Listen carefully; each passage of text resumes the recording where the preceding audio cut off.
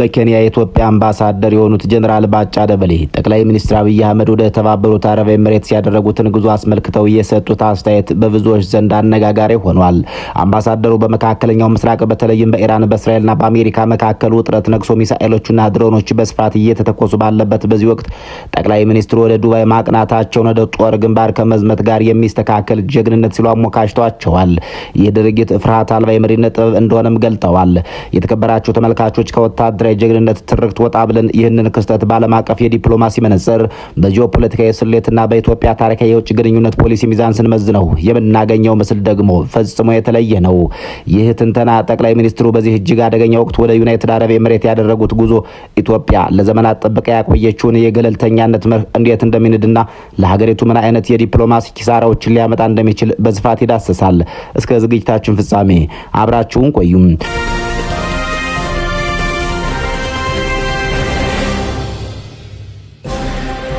ወደ አሁኑ የጠቅላይ ሚኒስትር ጉዞ ከምዝለቃችንና ከመግባታችን በፊት የኢትዮጵያን ታሪካዊ የውጭ ፖሊሲ መቃኘት ግድ ይላል። ኢትዮጵያ በዓለም አቀፍ መድረክ በተለይም በሀያላንና በቀጠናዊ ኃይሎች መካከል በሚደረግ ግጭት ውስጥ ራስን የማስከበርና የገለልተኛነት ፖሊሲን በመከተል የምትታወቅ ታሪካዊት ሀገር ነች። በ1955 ዓ.ም በኢንዶኔዥያ ባዶንግ በተካሄደው ታሪካዊ ጉባኤ ኢትዮጵያ የገለልተኛ ሀገራት ንቅናቄ ወይም ነን አላይንድ ሙቭመንት መስራችና ግንባር ቀደም አቀንቃይ ነበረች። የዚህ ንቅናቄ ዋና ዓላማ ታዳጊ ሀገራት በሁለቱ የዓለም ሀያላን በአሜሪካና በሶቪየት ህብረት መካከል በሚደረገው የቀዝቃዛው ጦርነት ውክልና ውስጥ እንዳይገቡ ሉዓላዊነታቸውን አስጠብቀው ከሁሉም ጋር በጋራ ጥቅም ላይ የተመሰረተ ግንኙነት እንዲፈጥሩ ማድረግ ነበር። በመካከለኛው ምስራቅ ጉዳይም ኢትዮጵያ ለዘመናት የጠራና ሚዛናዊ አቋም ነበራት። በአንድ በኩል ከእስራኤል ጋር ታሪካዊና ስትራቴጂካዊ ግንኙነት ስታደርግ፣ በሌላ በኩል ደግሞ ከአረብ ሀገራት ጋር የጎረቤትና የኢኮኖሚ ትስስር ስትገነባ ኖራለች። በመካከለኛው ምስራቅ ለሚነሱ ጦርነቶች ኢትዮጵያ የምታሳየው አቋም የድርድር የሰላምና የገለልተኛነት እንጂ አንዱን ወገን ጠርዝ ይዞ በሌላው ላይ የመዝመት አልነበረም።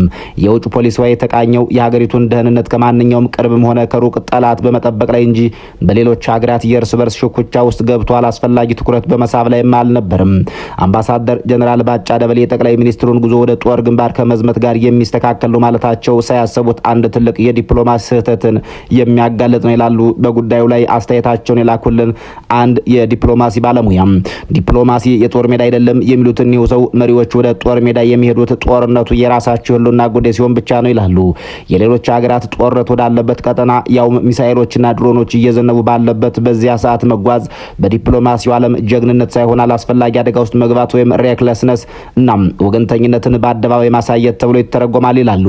ኢራን በእስራኤል ላይ እንዲሁም በተዘዋዋሪ ከአሜሪካ ጋር በተሰለፉ የባህረ ሰላጤው ሀገራት ላይ ዩኤንን ጨምሮ እርምጃ በምትወስድበት የአየር ክልሎች በተዘጉበትና የዓለም መሪዎች በስልክና በርቀት ሆነው ቆም ብለው ሁኔታውን በሚያጠኑበት በዚህ ወሳኝ ሰዓት የኢትዮጵያው መሪ በአካል ዱባይ መገኘታቸው ለዓለም አቀፉ ማህበረሰብ የሚሰጠው መልእክት አንድና አንድ ብቻ ነው። እርሱም ኢትዮጵያ በዚህ ጦርነት ውስጥ ከተባበሩት አረብ ኤሚሬትስ ጎን ያለምንም ቅድመ ሁኔታ ቆማለች የሚል ነው። ይህ ደግሞ ታሪካዊውን የገለልተኛነት ፖሊሲ ያፈረሰና ሀገሪቱን በቀጥታ ወደ መካከለኛው ምስራቅ የውክልና ጦርነት ሰዓት ውስጥ የከተታት ተግባር ነው ይላሉ። ይህ አወዛጋቢ ጉብኝት ለኢትዮጵያ በርካታ የዲፕሎማሲና የደህንነት ኪሳራዎችን ይዞ ይመጣል። እነዚህን ኪሳራዎች በዋና ዋና ክፍሎች ከፍለን እንደሚከተለው ንቃኛቸው። ቀዳሚው ኢራን በኢትዮጵያ ጠላትነት እንድትፈረጅ ያደርጋታል። ኢራን በመካከለኛው ምስራቅ ብቻ ሳይሆን በቀይ ባህርና በአፍሪካ ቀንድ ሰፊ የደህንነት መረብ ያላት ሀገር ናት። በየመን የሚገኙ የሁቲ ታጣቂዎች የኢራን ዋነኛ ተወካዮች ሲሆኑ ቀይ ባህርን የመቆጣጠርና የባህር ላይ ትራንስፖርትን የማስተጓጎል አቅም እንዳላቸው በተግባር አሳይተዋል። ጠቅላይ ሚኒስትሩ ኢራን ዩናይትድ አረብ ኤሚሬትን እያጠቃች ወይም እያስፈራራች ባለችበት ትኩስ ሰዓት ዩናይትድ አረብ ኤሚሬትን መጎብኘታቸው በቴህራን አይን ኢትዮጵያ እንደ ተቀናቃኝ እንድትታይ ያደርጋታል። ኢትዮጵያ ምንም አይነት ቀጥተኛ ጸብ ከሌላት ኢራን ጋር አላስፈላጊ የጥላቻ መስመር መክፈቷ በቀይ ባህር ቀጠና ያላትን የባህር በር ፍለጋና የንግድ መስመር ደህንነት ላይ ከባድ አደጋ ይፈጥራል ይላሉ። ሁለተኛው የአረብ ሀገራት መካከል ባለው ሽኩቻ ውስጥ መጠለፍ ነው።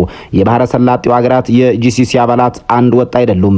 በሳውዲ አረቢያ፣ በተባበሩት አረብ ኤሚሬትስና በኳታር መካከል የተዳፈነና አልፎ አልፎም የሚገነፍል የጂኦፖለቲካና የኢኮኖሚ ፉክክር አለ። በተለይም ዩናይትድ አረብ ኤሚሬትና ሳውዲ አረቢያ በቀይ ባህር ደህንነትና በአፍሪካ ቀንድ ተጽዕኖ ፈጣሪነት ላይ የጎሪጥ ይተያያሉ።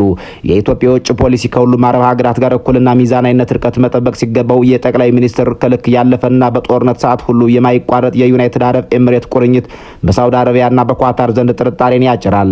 ዩናይትድ አረብ ኤምሬት በኢትዮጵያ ፖለቲካ ውስጥ ከመጠን በላይ እጅ አስገብታለች የሚለው ትችት እየሰፋ ባለበት በዚህ ወቅት ይህ ጉብኝት ኢትዮጵያ የዩናይትድ አረብ ኤምሬትን የውጭ ፖሊሲ አስፈጻሚ ወይም ክሊየንት ስቴት እስክትመስል ድረስ ክብሯን ዝቅ የሚያደርግ የዲፕሎማሲ ኪሳራ ነው ይላሉ።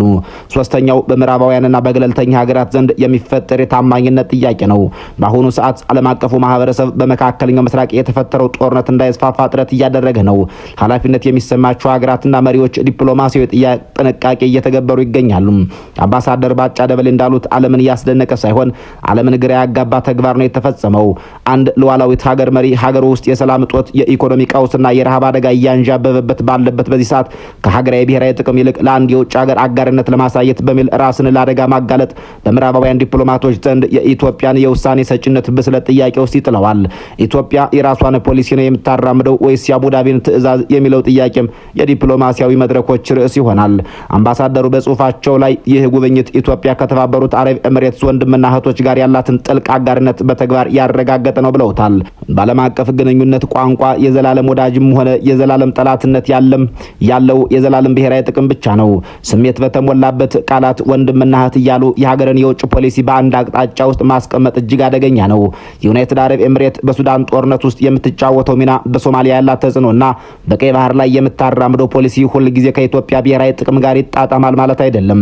ዛሬ ላይ የገንዘብና የድሮን ድጋፍ ስላደረገች ብቻ ኢትዮጵያ የራሷን የውጭ ፖሊሲ ነጻነት አሳልፋ እስከ መስጠትና የዩናይትድ አረብ ኤምሬት ጠላቶችን የራሷ ጠላት እስከ ማድረግ መድረስ አልነበረባትም ይላሉ። ይህ አካሄድ የነገዋን ኢትዮጵያ ብሔራዊ ደህንነት አደጋ ላይ የሚጥል ታሪካዊ ስህተት ነው። ሌላው ልንመለከተው የሚገባው የዚህ ክስተት ገጽታ የውጭ ዲፕሎማሲን ለውስጥ የፖለቲካ ፍጆታ የመዋል አባዜ ነው።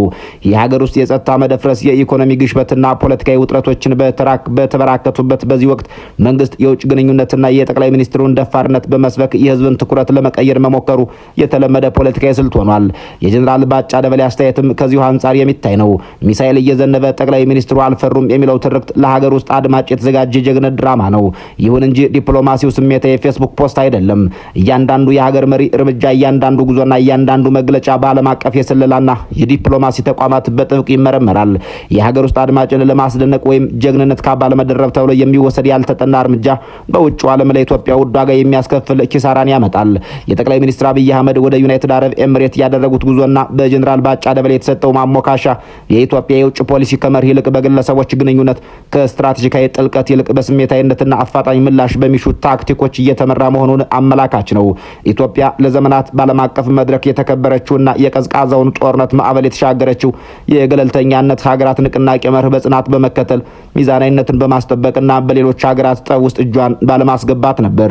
ዛሬ ግን በመካከለኛው ምስራቅ የሚታየው እጅግ ውስብስብና አውዳሚ ጦርነት ውስጥ ዩናይትድ አረብ ኤምሬት ጎን በይፋ መቆምን የሚያሳይ ተግባር መፈጸሟ ሀገሪቱን በቀጥታ የውክልና ጦርነት ሰለባ ሊያደርጋት ይችላል ይላሉ። ጀግንነት ማለት በጦርነት ሰዓት ወደ ሌላ ሀገር መጓዝ ሳይሆን የራስን ሀገር ከጦርነት ከረሃብና ከመከፋፈል ማዳን ነው የሚሉት እኒሁ ዲፕሎማሲያዊ ጥበብ ማለት ደግሞ የሀያላን ሚሳኤሎች በሚተላለፉበት ሰማይ ስር ሄዶ አጋርነትን ማሳየት ሳይሆን ያ ሚሳኤል ወደ ራስ ሀገር እንዳይዞር በብልሃት መምራት ነው ይላሉ። የጠቅላይ ሚኒስትሩ ጉዞ በዩናይትድ አረብ ኤምሬት ባለስልጣናት ዘንድ ጊዜያዊ ፈገግታን ሊፈጥር ይችላል። ለኢትዮጵያ የረጅም ጊዜ ብሔራዊ ጥቅምና ዲፕሎማሲ ሚዛን ግን መጪው ጊዜ ይበልጥ ፈታኝ እንዲሆን በሩን የከፈተ የዲፕሎማሲ ኪሳራ ነው ብለዋል። ሀገሪቱ ወደ ትክክለኛው ሚዛናዊና ገለልተኛ የውጭ ፖሊሲዋ ካልተመለሰች በመካከለኛው ምስራቅ እሳት መለብለቧ የማይቀር የረገጣ ፈንታዋ ይሆናል።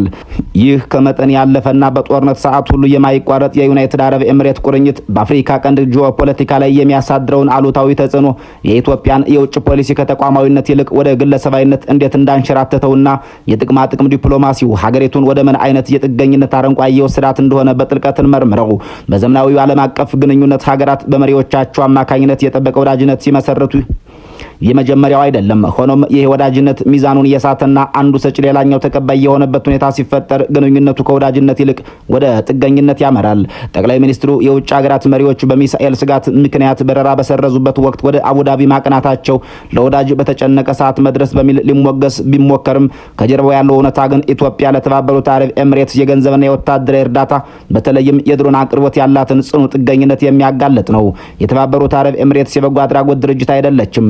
የምታደርገው የፋይናንስም ሆነ የጦር መሳሪያ ድጋፍ በኢትዮጵያና በአፍሪካ ቀንድ የራሷን ጂኦፖለቲካና ኢኮኖሚያዊ ፍላጎት ለማስፈጸም የታለመ ነው። ይህ አይነቱ የጥቅማ ጥቅም ዲፕሎማሲ ወይም ትራንዛክሽናል ዲፕሎማሲ አደገኛነቱ ኢትዮጵያ በራሷ ብሔራዊ ጥቅም ላይ ተመስርታ ነጻ ውሳኔ የማሳለፍ አቅሟን ማሳጣቱ ላይ ነው። የውጭ ፖሊሲያችን በአቡዳቢ ፍላጎት ልክ እንዲሰፋና እንዲጠብ መደረጉ ታሪካዊቷንና ኩሯን ኢትዮጵያን የአንድ የመካከለኛው ምስራቅ ሀገር የፖለቲካ አስፈጻሚ ወይም ክሊየንት ስቴት አስመስሏታል። ጀግንነት ማለት ለእርዳታና ለብድር ሲባል የሌላን ሀገር ጦርነት የራስ አድርጎ መውሰድ ሳይሆን በራስ አቅም ሆኖ የሀገር ሉዓላዊነት ክብር ማስጠበቅ ነው ይላሉ። የጠቅላይ ሚኒስትር አወዛጋቢ ጉዞ ሌላኛው ትልቁ ኪሳራ የሚታየው በአፍሪካ ቀንድ ቀጠና የፖለቲካ ውስጥ ነው። የተባበሩት አረብ ኤምሬትስ በአፍሪካ ቀንድ በተለይም በሱዳንና በሶማሊያ የምታራምደው ፖሊሲ እጅግ አወዛጋቢ ነው። ለምሳሌም በሱዳን የእርስ በርስ ጦርነት ውስጥ ዩናይትድ አረብ ኤምሬት የፈጣን ድጋፍ ሰጪ ኃይሉን ወይም አርኤስኤፍን ትደግፋለች የሚል ጠንካራ ወንጀላና መረጃዎች አሉ። ይህ ኃይል ደግሞ የሱዳንን መንግስት ለማፍረስ እየተዋጋ ያለ ቡድን ነው። ኢትዮጵያ በሱዳን ጉዳይ ላይ ገለልተኛ አሸማጋይ ለመሆን ጥረት እያደረገች ባለችበት በአሁኑ ወቅት የኢትዮጵያ መሪ ከዩናይትድ አረብ ኤምሬት ጋር ያላቸውን ከመጠን ያለፈና በጦርነት ሰዓትም ቢሆን የማይበጠስ ቁርኝት በአደባባይ ማሳየታቸው በሱዳን መንግስትና በሌሎች ቀጠና ተዋናዮች ማለትም እንደ ግብጽ ባሉ ሀገራት ዘንድ የኢትዮጵያን ታማኝነትና ገለልተኛነት ሙሉ በሙሉ ጥያቄ ውስጥ ይጥለዋል። በተጨማሪም በሶማሊያ ጉዳይ ዩናይትድ አረብ ኤምሬት የራሷን የባህር ወደብና የደህንነት ፍላጎቶችን ለማስጠበቅ ከሶማሊላንድና ከፑንትላንድ ጋር የምታደርገው ቀጥተኛ ግንኙነት ሞቃዲሾን እያስቆጣት ባለበት ሰዓት ኢትዮጵያ ከዩናይትድ አረብ ኤምሬት ጋር ያላትን ጥምረት ከልክ በላይ ማጋነኗ ቀድሞውንም የሻከረውን የኢትዮ ሶማሊያ ግንኙነት ይበልጥ እንዲወሳሰብ ያደርገዋል። ይህ አካሄድ ኢትዮጵያን ከጎረቤቶቿ እየነጠላትና የውጭ ኃይሎች መፈንጫ ወደሆነ አውዳሚ ፖለቲካዊም ዶሜን ኢፌክት እያስገባት ይገኛል። የአምባሳደር ባጫ ደበሌ ጽሁፍ ሳያስበው ያጋለጠው ሌላው ትልቅ ዲፕሎማሲያችን ስብራት ደግሞ የኢትዮጵያን የውጭ ፖሊሲ ከተቋማዊነት ወደ ግለሰባዊነት ወይም ፐርሶናላይዜሽን ኦፍ ፎሬን ፖሊሲ መውረዱን ነው። በታሪክ ኢትዮጵያ ጠንካራ የውጭ ጉዳይ ሚኒስትርና በሳል ዲፕሎማቶች የነበሯት ሀገር ናት። የውጭ ግንኙነት ውሳኔዎች በጥልቅ ትንታኔ፣ በስጋትና ጥቅም ስሌት ወይም ሪስክ ቤኔፊት አናሊሲስ እንዲሁም በረጅም ጊዜ ሀገር ብሔራዊ ጥቅም ላይ ተመስርተው የሚወሰኑ እንጂ በመሪዎች የግል ስሜትና ድፍረት የሚመሩ አልነበሩም። ዛሬ ግን የሀገሪቱ ዲፕሎማሲ በመሪው ግላዊ ግንኙነቶችና ጀብደኝነት ላይ ብቻ የተንጠለጠለ ይመስላል። አንድ አምባሳደር የሀገሪቱ ከፍተኛ የውጭ ጉዳይ እርምጃ ሲያብራራ የጂኦፖለቲካ ትንታኔ ከማቅረብ ይልቅ ጠቅላይ ሚኒስትሩ በሚሳኤል ዝናብ ውስጥ ማለፋቸውን እንደ ጀግንነት ቆጥሮ በማህበራዊ ሚዲያ ማቅረቡ ተቋማዊ ዲፕሎማሲያችን ምን ያክል እንደተዳከመ ማሳያ ነው ይላሉ። የውጭ ፖሊሲ በግለሰቦች ስሜትና ጀብዱ ሲመራ ስህተቶች ሲሰሩ አራሚ ጠቋሚ አይኖርም፣ እርምጃዎችም የረጅም ጊዜ ራዕይ ይጎድላቸዋል ይላሉ። ጠቅላይ ሚኒስትሩ ወደ አቡዳቢ ማቅናታቸው የውጭ ጉዳይ ሚኒስትሩን የፖሊሲ ማዕቀብ እየተከተለ ሳይሆን የግል አጋርነትን ለማሳየት የተደረገ ድንገተኛ ውሳኔ መሆኑ የዲፕሎማሲውን መዋቅር ውድቀት የሚያመላክት ነው። የጠቅላይ ሚኒስትር አብይ አህመድን ወደ ተባበሩት አረብ ኤምሬትስ ያደረጉት ጉዞ እንዲሁም ይህንኑ ተከትሎ የጀነራል ባጫ ደበሌ ጦር ግንባር ጀግንነት ማሞካሻ የኢትዮጵያ የውጭ ግንኙነት አቅጣጫውን የሳተ መሆኑን የሚያሳዩ ግልጽ ማሳያዎች መሆናቸውን ዲፕሎማቱ ይናገራሉ። ይህ ድርጊት ኢትዮጵያን ከመካከለኛው ምስራቅ የእሳት ቀለበት ውስጥ የሚከት ታሪካዊ የገለልተኛነት መርኋን የሚያፈርስና የኢራንን እንዲሁም የተቃራኒ የአረብ ሀገራትን የጥላቻ ኢላማ እንድትሆን የሚያደርግ ታላቅ ስህተት መሆኑንም አንክሮ ይሰጣሉ።